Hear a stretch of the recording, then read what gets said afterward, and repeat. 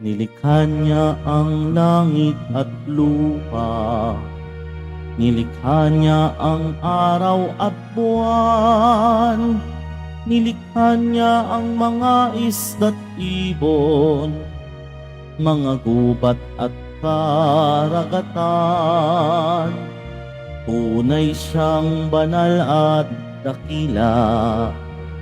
Purihin ang kanyang ngalan. Ang lahat ng nilikha niya'y mabuti. Pinagyaman niya ng lubusan. Purihin ninyo ang Panginoon. Dakilain ang kanyang ngalan. Purihin siya ay awitan at papurihan magpakailanman. Sa ngalan ng Ama at ng Anak at ng Espiritu Santo. Amen. Sumainyo ang Panginoon. At sumaiyo rin. Mga kapatid, aminin natin ang ating mga kasalanan upang tayo maging marapat gumanap sa banal na pagdiriwang.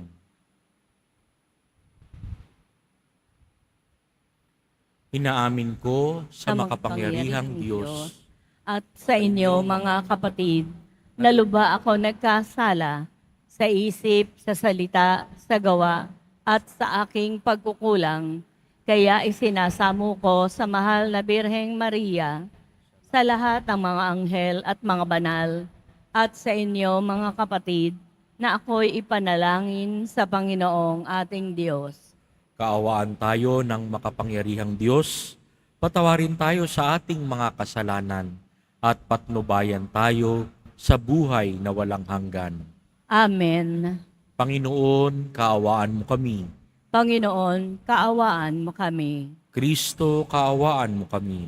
Kristo, kaawaan mo kami. Panginoon, kaawaan mo kami. Panginoon, kaawaan mo kami. Manalangin tayo.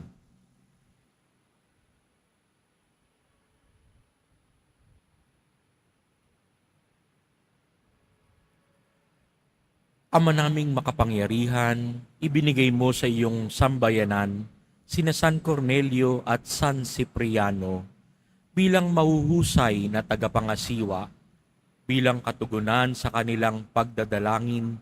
Kami ay gawin mong matibay sa pananampalataya at katatagan at masigasig na gumawa para sa pagkakaisa ng sambayanan. Sa pamamagitan ni Hesukristo, kasama ng Espiritu Santo, magpa sa walang hanggan. Amen. Magsiupo muna po ang lahat. Pagbasa mula sa unang sulat ni Apostol San Pablo sa mga taga-Korinto. Mga kapatid, tungkol sa mga babanggitin ko ngayon, hindi ko kayo maaaring purihin. Ang inyong pagtitipon ay hindi nakabubuti, kundi nakasasama. Una sa lahat, nabalitaan kong kayo'y nagpapangkat-pangkat sa inyong pagtitipon, at ako'y naniniwalang may katotohanan iyon. Kailangan pang magbukod-bukod kayo upang makilala kung sino ang mga tapat. Sa inyong pagtitipon, hindi banal na hapunan ang kinakain ninyo, sapagkat ang bawat isa sa inyo'y nagmamadali sa pagkain na kanyang dala. Kaya't nagugutom ang iba at ang iba namay nalalasing. Wala ba kayong sariling bahay upang doon kumain at uminom?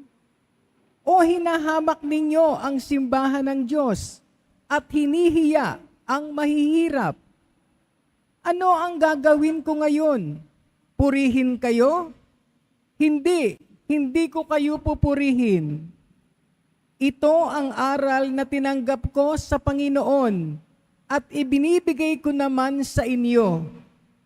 Ang Panginoong Hesus, noong gabing siya'y ipagkanulo, ay dumampot ng tinapay. nagpasalamat at pinaghati-hati ito at sinabi, "Ito ang aking katawan na ihahandog para sa inyo. Gawin ninyo ito sa pag-alala sa akin."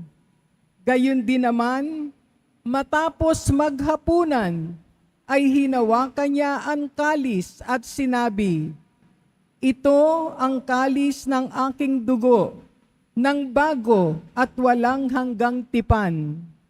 Tuwing iinumin ninyo ito, gawin ninyo ito sa pag-alala sa akin. Sapagkat tuwing kakain kayo ng tinapay na ito at iinom sa kalis na ito, ay ipinahahayag ninyo ang kamatayan ng Panginoon hanggang sa muling pagparito niya. Kaya nga, mga kapatid, kapag nagkakatipon kayo upang kumain, maghintayan kayo." Ang salita ng Diyos. Salamat sa Diyos. Handa akong naririto upang sundin ang loob mo. Handa akong naririto upang sundin ang loob mo. Ang mga panghandog, pati mga hain, at mga hayop na handang sunugin, hindi mo na ibig sa dambana dalhin, upang yaong salay iyong patawarin. Sa halip, ang iyong kaloob sa akin ay ang pandinig ko upang ika'y dinggin. Handa akong naririto upang sundin ang loob mo. Kaya ang tugon ko, ako'y naririto. Nasa kautusan ang mga turo mo. Ang nais kong sundi iyong kalooban, aking itatago sa puso ang aral. Handa akong naririto upang sundin ang loob mo. Ang pagliligtas mo'y aking inihayag, saan man magtipon ang iyong mga anak. Di ako titigil ng pagpapahayag. Handa akong naririto upang sundin ang loob mo. Silang lumalapit sa'yo'y dulutan ng ligaya't galak na walang kapantay. Bayaang sabihing ang poon ay dakila na nangaghahangad, maligtas na kusa. Handa akong naririto upang sundin ang loob mo. Magsitayo na po ang lahat.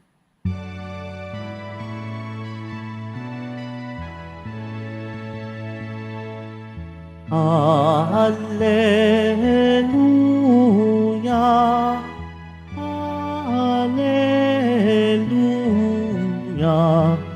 Hallelujah, Hallelujah.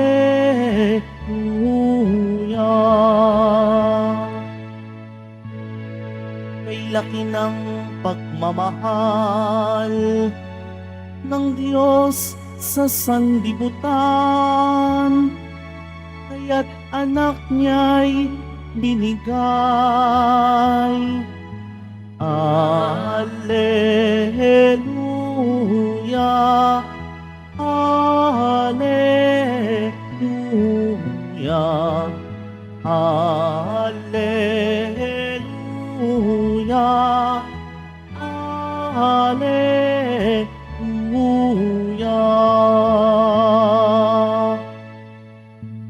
Sumainyo ang Panginoon, At sumaiyo rin.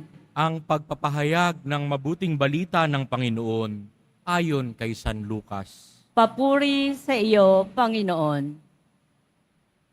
Noong panahong iyon, nang maituro ni Jesus sa mga tao ang kanyang aral, siya'y pumasok ng Kapernaum. Dooy may isang kapitang Romano na may aliping mahal sa kanya. May sakit ang aliping ito at nasa bingit ng kamatayan. Nang mabalitaan ng kapitan ang ginagawa ni Jesus, Nagpasugo siya sa ilang matatanda sa mga Hudyo upang ipakiusap kay Jesus na puntahan at pagalingin ang alipin. Nang makita nila si Jesus, taimtim silang nakiusap sa kanya.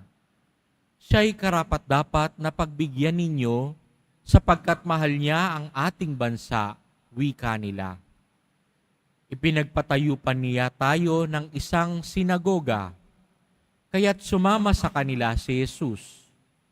Nang malapit na siya sa bahay, ipinasalubong siya ng kapitan sa kanyang mga kaibigan at ipinasabi ang ganito, "Ginoo, huwag na po kayong magpakapagod. Hindi ako karapat-dapat na puntahan ninyo sa aking tahanan, ni hindi rin po ako karapat-dapat na humarap sa inyo. Ngunit magsalita po lamang kayo ay gagaling na ang aking alipin. Sapagkat ako'y isang taong nasa ilalim ng mga nakatataas na pinuno at may nasasakupan din po akong mga kawal. Kung sabihin ko sa isa, humayo ka, siya'y humahayo, at sa iba, halika, siya'y lumalapit, at sa aking alipin. Gawin mo ito, ito'y ginagawa niya." Namangha si Jesus nang marinig ito at humarap sa makapal na taong sumusunod sa kanya. Sinabi niya, "Kahit sa Israel ay hindi ako nakakita ng ganito kalaking pananalig." Pagbabalik sa bahay, naratnan ng mga sinugo na magaling na ang alipin. Mga kapatid, ang mabuting balita ng Panginoon. Pinupuri ka namin, Panginoong Heso Kristo. Magsiupo muna po ang lahat. Kay ganda po ng ating mga pagbasa ngayon, pati yung ating salmo, akmang-akma sa ginagawa natin kapag tayo'y nagsisimba.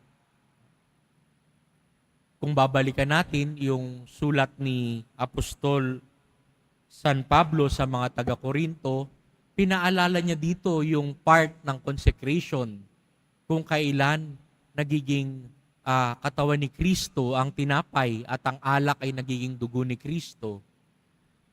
Binabalik-balikan natin yun at utos yun ni Jesus. Gawin ninyo ito bilang pag-alala sa akin. Ngayon naman, dumako tayo sa ating ebanghelyo, nakita natin yung parati nating binabanggit bago tayo makinabang sa komunyon. No? Panginoon, hindi po ako karapat-dapat na magpatuloy sa iyo, ngunit sa isang salita mo lamang ay gagaling na ako. Medyo naiba na ho yung sense. Pero ganun pa rin naman po, no? Ang sa centurion, yung sa ating Romano, sa ating ebanghelyo, sinasabing pagalingin yung alipin. Pero ngayon po, pag dinasal natin, hindi tayo karapat-dapat. Pero sa isang salita lamang ng Diyos, gagaling na tayo. Kaya ganda hong pagbalik-balikan itong pananalig, itong pananampalataya ng centurion, no? Itong kapitan na ito, bukod sa pananampalataya, kaya epektibo yung kanyang pananampalataya, ay may halong pagpapakumbaba. Yun po ay alam niyang hindi siya karapat-dapat sa harap ni Jesus, sa harap ng Panginoon. Pero dahil dito, matibay ang kanyang pananalig at pinuri pa siya ni Jesus. Wala pa siyang nakitang ganitong pananalig sa Israel. Kaya ngayon tayo, yun din ang ating pananalig, yun din ang ating panalangin, na sana'y tumibay ang ating pananampalataya sa Diyos. Kaakibat nito yung ating humility o yung ating pagpapakumbaba na hindi tayo karapat-dapat humarap kay Jesus. Subalit dahil sa kanyang pagmamahal, pinapayagan niya tayong humarap sa kanya. Balikan naman po natin yung salmo natin ngayon. Ang sabi sa salmo, "Handa akong naririto upang sundin ang loob mo." Tuwing kailan naman po natin na babanggit ang sundin ang loob mo? Di po ba sa turo mismo ng Poong Jesus Nazareno kapag dinarasal natin ang Ama namin sa bawat misa, kaakibat nito na andoon yung pinapanalangin natin, sundin ang loob mo dito sa lupa para nang sa langit. Isa pong hamon sa atin ito na atin pong obserbahan. Hindi mechanical na lang na nangyayari yung ating pag-attend sa Santa Misa. Ito po'y conscious tayo na ginagawa natin itong panalangin ito dahil inutos sa atin ni Jesus na gawin ito sa pag-alala sa Kanya. At yung storya ng mga ebanghelyo hanggang ngayon ay nagagamit natin sa ating Santa Misa. Pahalagahan natin ang dasal na ito dahil dito maaring ang tinapay nakikita natin ay tinapay pa rin. Pero pagkatapos ng consecration, pagkatapos ng ating dasal, pagkatanggap natin ng tinapay na ito, ang pananampalataya natin na nagsasabing ito na si Kristo.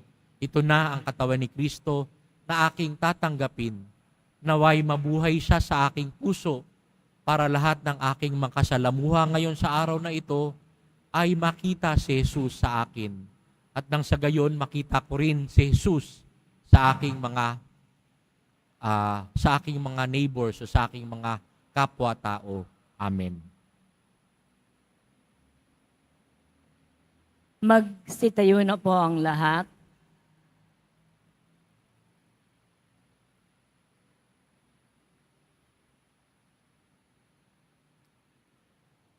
Minamahal kong mga kapatid, may pananampalatayang kasintatag ng senturyon. Lumapit tayo sa Panginoon at manalangin para sa pangangailangan ng simbahan at ng sandaigdigan. Ang ating pong itutugon, Panginoon, basbasan mo kaming mga hindi karapat-dapat. Panginoon, basbasan mo kaming mga hindi karapat-dapat. Ang simbahan naway, hindi ituring ang sinuman, saan man, bilang banyaga o waring hindi kasapi. Manalangin tayo. Panginoon, basbasan mo kaming mga hindi karapat-dapat. Yaong mga namumuno sa ating buhay sibil, naway ituring ang bawat tao na may katarungan at pagkakapantay-pantay. Manalangin tayo. Panginoon, basbasan mo kaming mga hindi karapat-dapat. Ang mga taong kakaiba sa atin sa paniniwala, lahi o pinaglakan, naway matutuhan nating unawain at tanggapin. Manalangin tayo. Panginoon, basbasan mo kaming mga hindi karapat-dapat. Ang mga matatanda, mga nalulumbay, at mga may sakit, naway tumanggap ng kasiyahan ng pag-ibig ng Diyos sa kanilang paghihirap. Manalangin tayo. Panginoon, basbasan mo kaming mga hindi karapat-dapat. Ang ating mga yumaong kapatid, naway tanggapin sa kaharian ng buhay na walang hanggan. Manalangin tayo. Panginoon, basbasan mo kaming mga hindi karapat-dapat. Panandalian tayong manahimik para ipagdasal ang mga nangangailangan, pagdasal ang intensyon ng misang ito, pati na rin ang ating personal na kahilingan.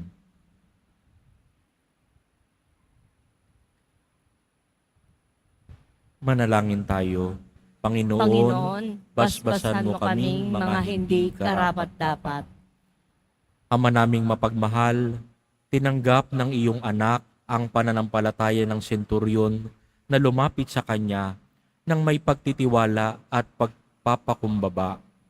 Ipakita mo sa amin ang iyong kagandahang loob. Ngayong nananalangin kami sa iyo sa pamamagitan ni Kristong aming Panginoon. Amen. Magsiyo po muna po ang lahat.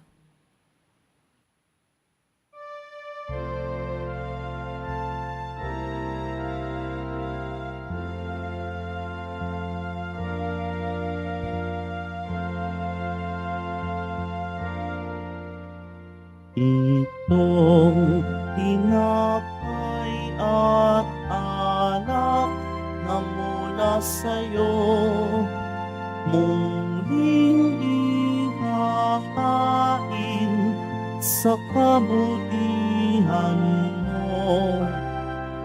Kunin at tanggapin alay sa'yo.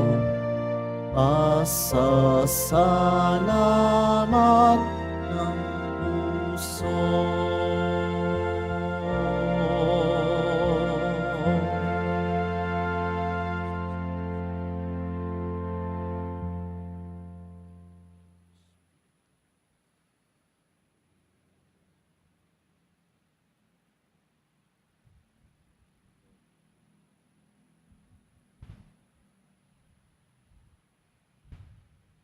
Magsitayo na po ang lahat.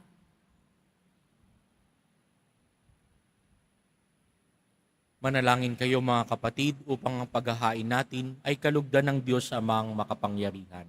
Tanggapin nawa ng Panginoon itong paghahain sa iyong mga kamay, sa kapurihan niya at karangalan sa ating kapakinabangan at sa buong sambayanan niyang banal.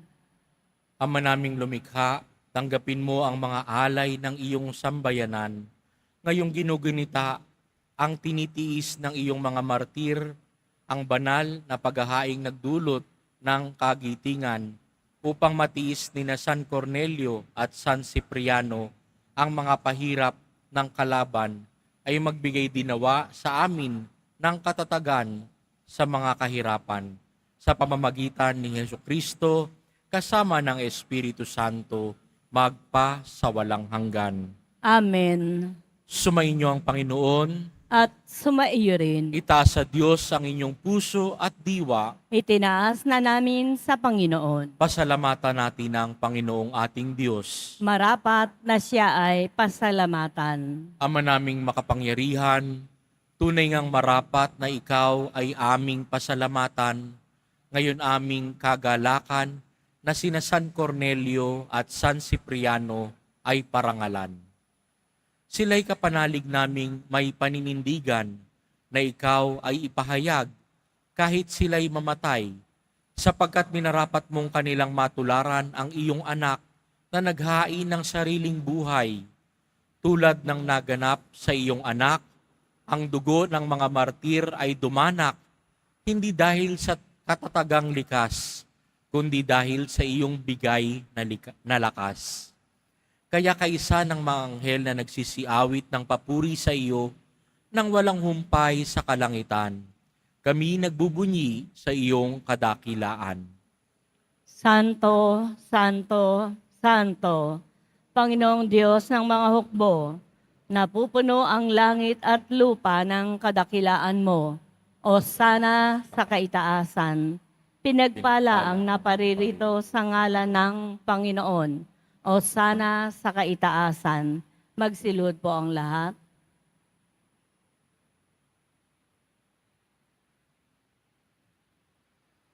Ama naming banal, ikaw ang bukal ng tanang kabanalan.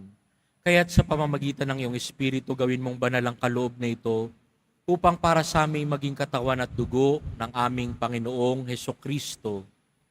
Bago niya pinagtiis ang kusang loob na maging handog, hinawakan niya ang tinapay, pinasalamatan kaniya, pinaghati-hati niya iyon, iniabot sa kanyang mga alagad at sinabi, "Tanggapin ninyong lahat ito at kanin. Ito ang aking katawan na ihahandog para sa inyo."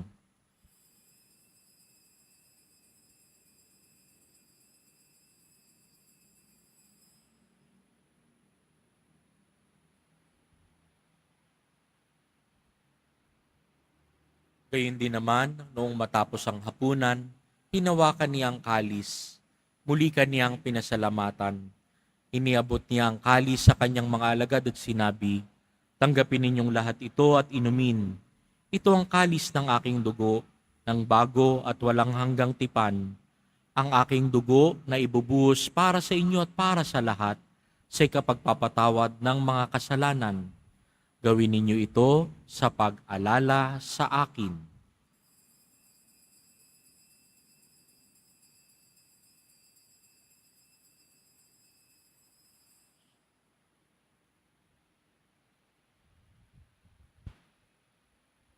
Magsitayo na po ang lahat. Ipahayag natin ang misteryo ng pananampalataya.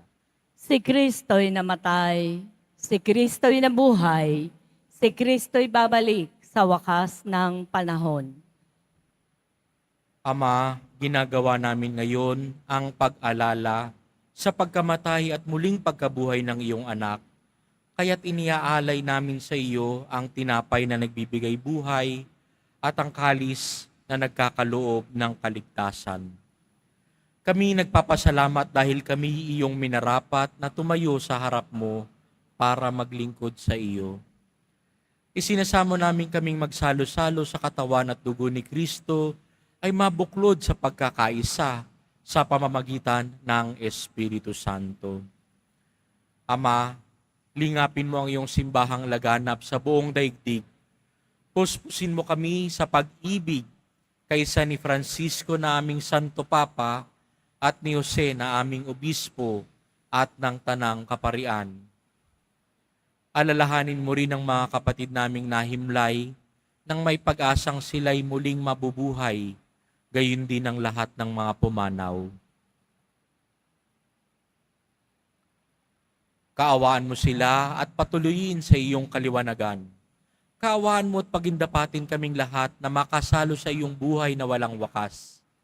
Kaysa ng mahal na Birheng Maria na ina ng Diyos, ng kabiyak ng puso niyang si San Jose, kaysa ng mga apostol ni San Juan Bautista, San Cipriano, at San Cornelio, at ng lahat ng mga banal na namuhay dito sa daigdig ng kalugod-lugod sa iyo, may pagdiwang nawa namin ang pagpupuri sa ikararangal mo sa pamamagitan ng iyong anak na aming Panginoong Hesukristo.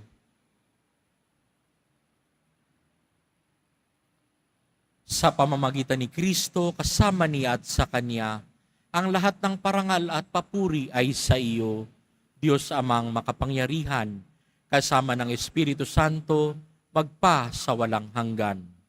Amen. Sa turo ng ating Poong Jesus Nazareno, lakas loob nating dasalin. Ama namin, sumasalangit ka, sambahin ang ngalan mo, mapasa amin ang kaharian mo, sundin ang loob mo, dito sa lupa para ng sa langit. Bigyan mo kami ngayon ng aming kakanin sa araw-araw, at patawarin mo kami sa aming mga sala, para ng pagpapatawad namin sa nagkakasala sa amin. At huwag mo kami ipahintulot sa tukso, at iadya mo kami sa lahat ng masama. Hinihiling namin kami iadya sa lahat ng masama, pagkalooban ng kapayapaan araw-araw, iligtas sa kasalanan, at ilayo sa lahat ng kapahamakan. Samantalang aming pinananabikan ang dakilang araw ng pagpapahayag ng tagapagligtas naming si Hesukristo. Sapagkat iyo ang kaharian at ang kapangyarihan at ang kapurihan magpakailanman. Amen. Panginoong Hesukristo, sinabi mo sa iyong mga apostol, kapayapaan ang iniiwan ko sa inyo, ang aking kapayapaan ang ibinibigay ko sa inyo. Tunghayan mo ang aming pananampalataya at huwag ang aming paulit-ulit na pagkakasala. Pagkalooban mo kami ng kapayapaan at pagkakaisa ayon sa iyong kalooban, kasama ng Espiritu Santo, magpa sa walang hanggan. Amen. Ang kapayapaan ng Panginoon ay laging sumainyo. At sumaiyo rin. Magbigayan kayo ng kapayapaan sa isa't isa.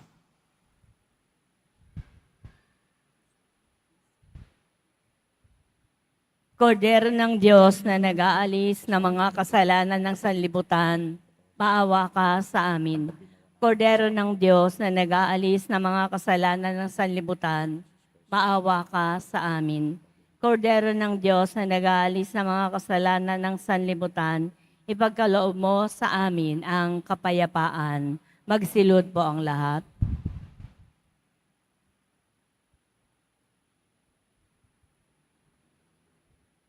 Ito si Jesus na nagpapagaling sa ating lahat, ang kordero ng Diyos na nag-aalis ng kasalanan ng sanlibutan.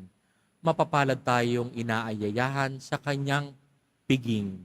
Panginoon, hindi ako karapat-dapat na magpatuloy sa iyo, ngunit sa isang salita mo lamang ay gagaling na ako.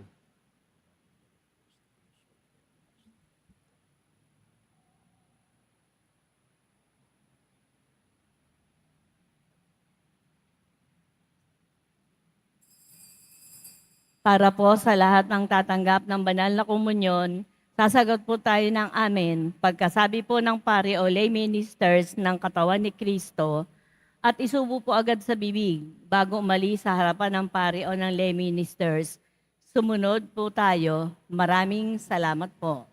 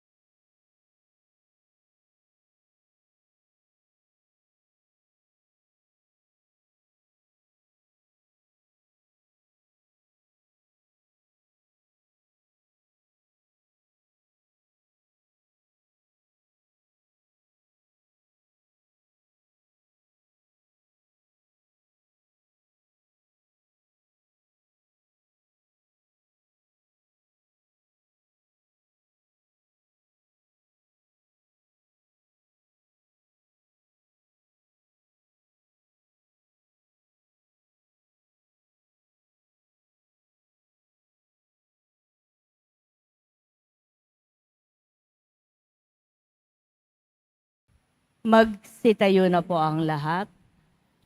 Manalangin tayo. Ama naming mapagmahal, ngayong amin ang napagsaluhan, ang haing nagbibigay buhay. Hinihiling namin kami, pinaghaharian ng iyong Espiritu ng kagitingan, ay maging mga saksi sa katotohanan ng mabuting balita ayon sa halimbawang ipinakita ni San Cornelio at San Cipriano. Sa pamamagitan ni Jesucristo, kasama ng Espiritu Santo, magpa sa walang hanggan. Amen. Sumainyo ang Panginoon, At sumaiyo rin. yumuko para sa pagbabasbas. Mahal na poong Jesus Nazareno, inihayag mo sa pamamagitan ng krus ang walang maliw na pag-ibig ng Diyos sa sangkatauhan. Pakinggan mo ang kahilingan ng iyong angkan na nagsusumamo sa iyo. Makamtanawa nila ang iyong katugunan at tanggapin ang kasagutan na may utang na loob na tinatanaw. Basbasan din po ninyo ang mga daladala nilang mga imahen at dasalan. Sa pamamagitan ng bendisyon na ito, naway maalala nila ang mga pangako nila noon sa binyag, na ikaw ang kanilang iibigin at paglilingkuran bilang Panginoon magpa sa walang hanggan. Amen.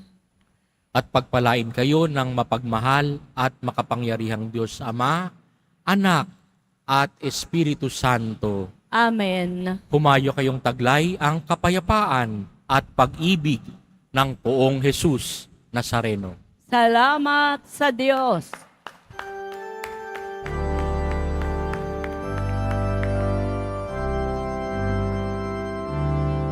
Nuestro Padre Jesús Nazareno, sinasamba ka namin, pinipintuho ka namin, parang mo ang aming buhay at kaligtasan. Nuestro Padre Jesús Nazareno, iligtas mo kami sa kasalanan. Ang krus mong kinamatayan ay sagisag ng aming kaligtasan. Nuestro Padre Jesús Nazareno, di dinarangal ka namin. Nuestro Padre Jesus Nazareno, nilulwalhati ka namin.